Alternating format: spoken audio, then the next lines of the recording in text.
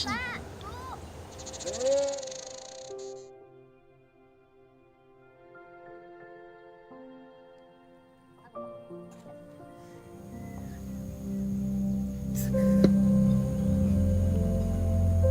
Pak, Pak, Pak, Bapak, Bapak kenapa Pak?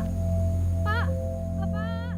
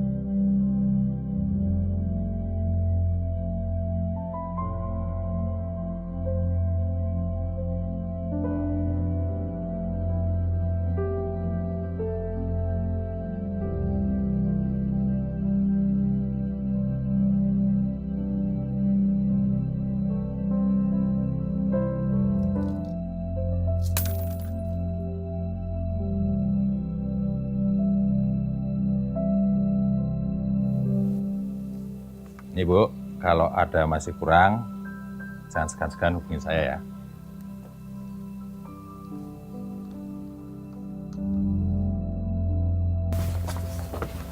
Berhubung nggak bisa bayar, barang-barang saya ambil ya Bu.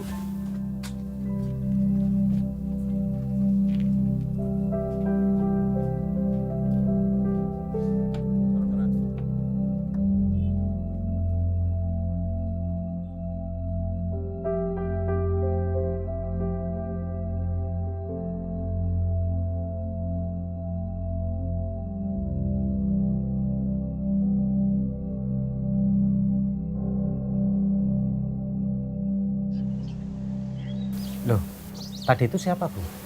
Tadi itu rentenir Pak. Kemarin bapaknya sakit, jadi saya terpaksa pinjam uang ke rentenir untuk biaya rumah sakit. Kami belum sanggup membayar, barang-barang kami semua disita. Wah, padahal ada solusi loh, Bu. Untuk mengatasi hal-hal atau persoalan yang seperti Ibu alami ini. Solusinya apa Pak? Nah, gini. Besok saya akan mengajak kawan saya datang kemari untuk menjelaskan solusi itu. Bagaimana? Oh, boleh?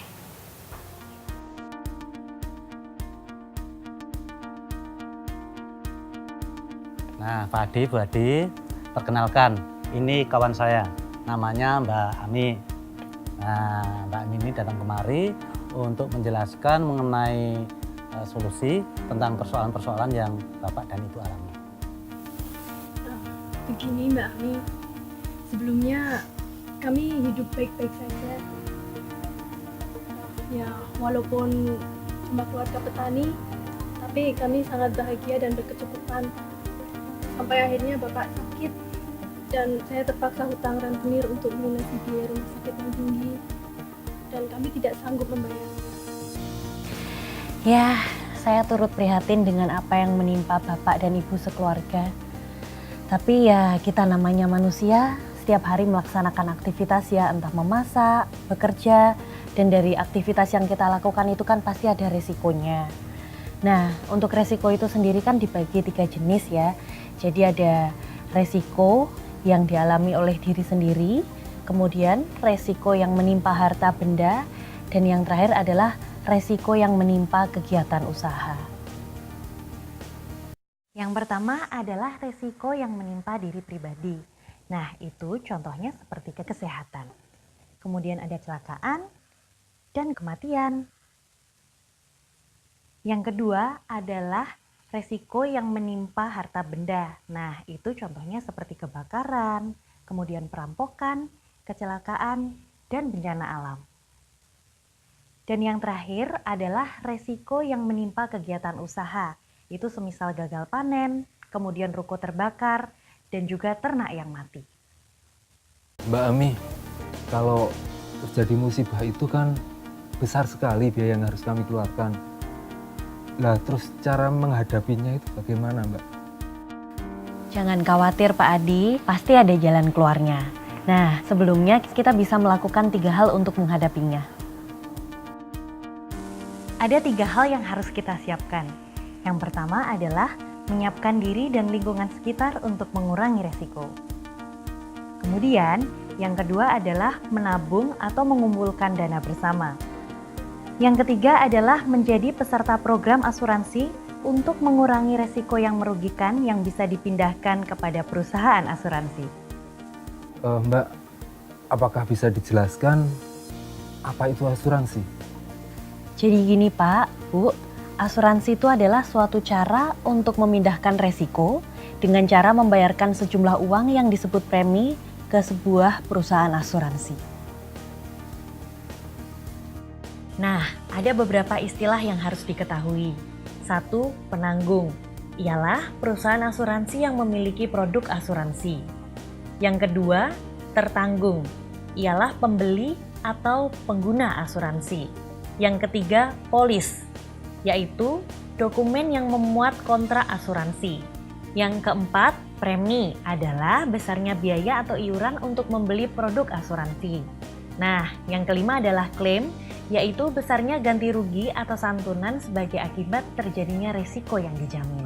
Kemudian yang keenam, periode pertanggungan, yaitu jangka waktu yang disepakati berlakunya asuransi. Kemudian yang ketujuh, syarat-syarat dan ketentuan. Nah, ini adalah ketentuan-ketentuan yang harus ditaati oleh kedua pihak selama periode asuransi.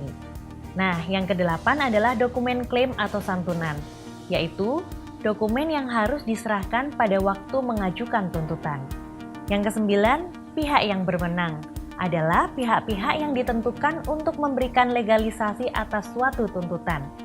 Dan yang terakhir, ke-10 adalah jenis asuransi, merupakan macam-macam pertanggungan yang dijual di masyarakat. Kalau begitu, jenis-jenis asuransi apa yang bisa dimiliki oleh masyarakat, Mbak? Jadi jenis-jenis asuransi yang bisa dimiliki oleh masyarakat itu ada yang pertama, asuransi kecelakaan diri. Kemudian yang kedua ada asuransi kesehatan, asuransi kebakaran, asuransi kecelakaan, kemudian ada asuransi kendaraan, kemudian ada juga asuransi gagal panen, asuransi peternakan, dan yang terakhir ada asuransi perikanan atau nelayan. Bagus juga ya Pak ya. Tapi kata orang asuransi itu rusuh malah Mbak.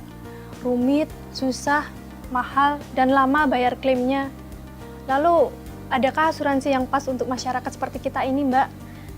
Tentu saja ada Ibu, Bapak. Nah, itulah yang dinamakan sebagai asuransi mikro Indonesia. Asuransi mikro adalah program asuransi yang diperuntukkan bagi masyarakat yang berpenghasilan rendah karena sederhana fitur administrasinya, kemudian mudah didapat, ekonomis harganya, serta segera dalam penyelesaian pemberian santunannya. Nah, asuransi mikro merupakan salah satu cara pemindahan resiko yang paling cocok dan pas untuk kita karena pertama, tidak rumit, kemudian tidak susah, tidak mahal, dan tidak lama terima santunannya. Untuk lebih mudahnya ingat kata SMASH, yaitu sederhana, mudah, ekonomis, segera. Sederhana artinya tidak rumit bentuk dan jenis santunannya.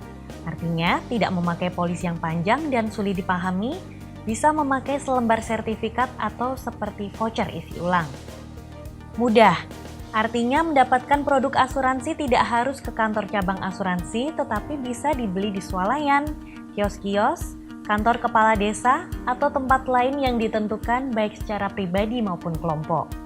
Nah, ekonomis artinya iuran yang dibayarkan sangat terjangkau, tergantung besar kecilnya santunan serta jenis asuransi yang dibeli. Segera, artinya santunan diterima tidak lebih dari 10 hari setelah semua dokumen diterima secara lengkap dan benar oleh perusahaan asuransi. Wah, hebat Mbak Ami. Kalau begitu, tolong saya minta dijelaskan perbedaan antara produk asuransi mikro dan bukan mikro Mbak Ami. Baik Pak Aman, jadi begini penjelasannya. Produk mikro, itu polisnya berupa voucher atau sertifikat dan maksimal 2 lembar. Nah, sederhana juga tidak rumit, sedikit pengecualian, kemudian premi dan santunan sudah ditetapkan dan jumlahnya sama bagi setiap tertanggung. Selain itu, jangka waktu umumnya tidak lebih dari 1 tahun dan tanpa cek kesehatan. Kemudian untuk distribusinya langsung melalui swalayan, kios-kios, kantor kepala desa, atau tempat lain yang ditentukan dan kelompok masyarakat. Nah, untuk santunannya diterima tidak lebih dari 10 hari setelah dokumen diterima secara lengkap dan benar. Kemudian untuk produk bukan mikro. Produk bukan mikro ini polisnya berlembar-lembar. Selain itu, polis memuat syarat dan ketentuan yang luas. Kemudian, banyak pengecualian. Selain itu, premi dan nilai pertanggungan tergantung dari kemampuan dan permintaan tertanggung. Nah, untuk jangka waktunya 1 tahun atau lebih, kemudian perlunya cek kesehatan untuk asuransi kesehatan. Selain itu, distribusinya di kantor cabang asuransi atau melalui agen ataupun broker. Nah, untuk ganti ruginya diterima dalam 30 hari setelah dokumen lengkap dan langsung di kantor cabang asuransi. Lantas, hal-hal apa yang harus saya lakukan agar mendapatkan manfaatnya, Mbak Ami? Tentu saja ada yang harus dilakukan Bapak, Ibu. Yang pertama adalah jangan lupa untuk mencatat jenis asuransinya. Kemudian yang kedua, mencatat nomor anggotanya. Yang ketiga, mencatat masa berlaku asuransinya. Kemudian untuk iuran tepat waktu. Dan jangan lupa untuk mencatat nomor telepon dari perusahaan asuransi. Nah, yang terakhir adalah dilakukan harus menyiapkan dokumen-dokumen yang lengkap ketika akan mengajukan santunan untuk ganti rugi. Lalu misalnya nih Mbak, kalau selama jangka waktu asuransi ternyata tidak terjadi resiko, berarti uang kita hangus ya Mbak? Jadi, iuran itu dikumpulkan sebagai dana bersama beserta peserta asuransi lain. Nah, nanti akan digunakan untuk meringankan saudara kita yang terkena musibah. Wah, bagus juga ya semangatnya Mbak Ami. Tetapi kalau kontrak saya habis misal, apa yang harus saya lakukan? Yang harus Bapak lakukan adalah membeli voucher baru ataupun polis perpanjangan untuk jenis asuransi yang sama supaya Bapak atau Ibu nanti bisa terlindungi di waktu yang berikutnya.